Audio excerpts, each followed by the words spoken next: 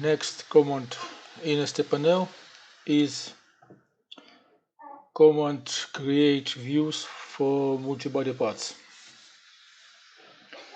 This command for create separately view for each body from the part.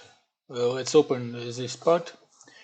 As you see, this part consists of many bodies, and this part used instead of assembly with many details, with many parts. I won't create views for each body. Let's do it. I can choose as previous commands. I can choose for which views I won't create views.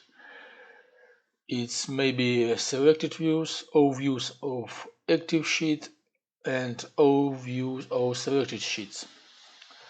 Let's select all views of active sheets, and I can choose direction on bottom, on right.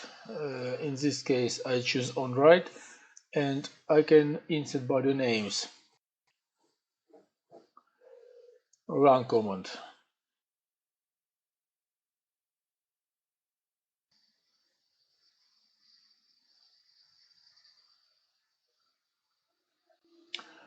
As you see, for each body from this part, create view and insert name of this body. Thank you very much.